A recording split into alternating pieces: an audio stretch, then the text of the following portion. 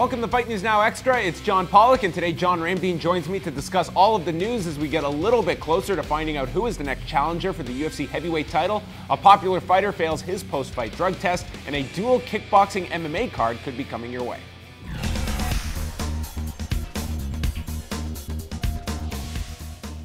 UFC President Dana White conducted a chat with fans on Thursday and addressed the UFC's heavyweight picture. White stated that he believes Junior Dos Santos deserves the next title fight, but Dos Santos is hurt and therefore comes down to Stipe Miocic or Andre Arlovski, with the promotion not making a decision yet on who will challenge Fabricio Werdum for the title. Hani Jason Bezerra tested positive for a banned diuretic following his submission victory over Damon Jackson at the UFC Fight Night card in Goiânia, Brazil last month. The win has been turned to a no contest, with Jason expected to lose his $50,000 performance of the night bonus, as well as receiving a 9-month suspension, which has been handed out by the Brazilian MMA Athletic Commission. And on Thursday, Bellator sent out a press release promoting an announcement for Friday evening. Ariel Helwani at MMAfighting.com is reporting that the promotion is expected to announce a card for later this year where they will partner with Glory and hold mixed martial arts fights in a cage and Glory fights inside of a ring and resurrect the Dynamite brand, which were the signature shows for the K1 organization. Helwani reports that fighters such as Tito Ortiz, Phil Davis, Joe Schilling, and Paul Daly will be part of the card later this year.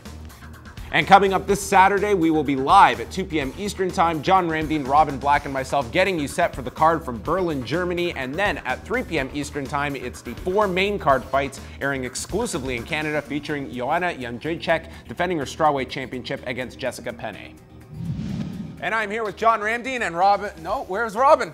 He's not feeling well. He's either getting ready or he's recovering from Kimbo Slice Ken Shamrock. He's getting ready for it, I'm sure. We have lots of news to discuss, as always. First of all, Hani Jason Bezerra getting popped for a diuretic, a 9-month suspension. Only 9 months. 9 months! That to me was the most interesting part. Yeah. Does this send a message This might be the last 9-month suspension we see for a UFC fighter, so historical nonetheless. Yeah, and now maybe he's just testing it out. Let's see what happens if I fail this test. 9 months isn't that bad. Yeah, he will be, maybe he'll be back in time for a Friday the 13th card. Okay, let's move on. The UFC has a card in Berlin, Germany on Saturday afternoon. The main card will be airing live here in Canada. Joanna Jedrzejczyk, she'll be defending the strawweight title against Jessica Penne. They had quite the weigh-in, quite the stare down here. I know you love this stuff. They were exchanging gifts. Jessica Penne had a ring, I think, to signify the Gollum reference she's been calling Joanna throughout this lead up to the fight. Are you interested in this title fight, John? Not particularly. I mean, I'm going to watch it, obviously, but I need the division to sort itself out. The UFC kind of just handed Carla Esparza the title, and Jacek, who wasn't even a part of the reality show, wasn't on the show. We've seen Joanne Calderwood. Everybody was hyping her as a top girl. She ends up losing. So right now, the 115-pound division is wide open. So isn't Jacek the best? Well, we know that we've seen, Robin and I have had the pleasure of calling KSW. We know the fighters from Poland are legit. She trains with some top fighters in the world, one of the best unsigned prospects in Mamed Khalidov. It's a Robert Drysdale school, so she's going to be prepared. But is that enough? I'm not 100% confident that she'll be able to beat Jessica Penne. However, Jessica Penne did lose to Michelle Waterson, who was 105 pounds. And I know Penne fought at that weight, too. Yeah, I think the strawweight division, it's so wide open, that top 10. Jedrzejczyk has kind of distanced herself to a degree, but I still think this is a division where those top 6, 7 strawweights, any given night, any one of them could win. So if we're talking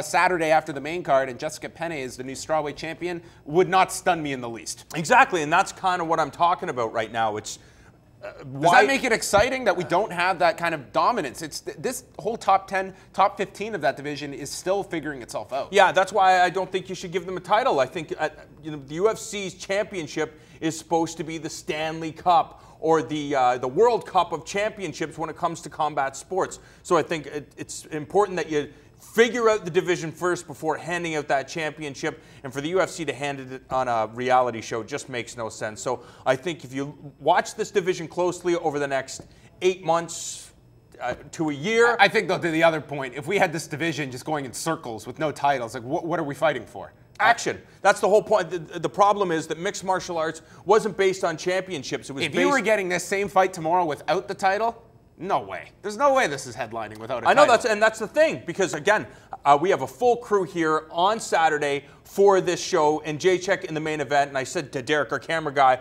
I don't recall us having a full crew here when we had Joanna and Jedrzejczyk fight live against Rosie Sexton, but because it's in the UFC, it becomes the main event, and that's just the reality of things. All right, let's talk about the UFC's heavyweight division. It seems we're down to 2 final candidates in Stipe Miocic or Andre Arlovski. We love Stipe, but we got to make Andre Arlovski the guy. It makes the most sense. He was a former heavyweight champion. There's already a storyline there. He's beaten Werdum in the past, so I think this is the fight that makes sense, and he's on a roll. You got to give it to Andre Arlovski.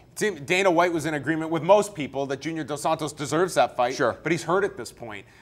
In terms of Cain Velasquez, where does he fit in? Because his name is not being thrown in anywhere. Obviously, it appears not getting that immediate title fight that some suspected he might, and he perhaps, if Stipe doesn't get the title fight, maybe that's the fight you make. Yeah, I'm sure, but I think right now the reason why everybody's looking past Cain Velasquez is because they saw the performance. It wasn't as if it was a competitive performance. Yeah, it was first round, but then it was all downhill there for Cain Velasquez. I think if it was more competitive and it was a closer fight and he didn't end up getting finished, I think the UFC and the fans would rally behind Cain Velasquez. But I wouldn't be surprised if that changes over the next number of months. All you have to do is put a highlight reel together of all the destruction Cain Velasquez has done inside of the cage, and I think he'll be able to convince people. But right now, I think Andre Arlovski does make the most sense because, again, you have storylines. There's not a rivalry there, but there is history there. And Andre Arlovski's on a run, and he's being entertaining while he's doing it. I think that this next year to 18 months for Fabricio Werdum is going to solidify that argument that a lot of people are talking about, whether this guy is the greatest heavyweight of all time. For me,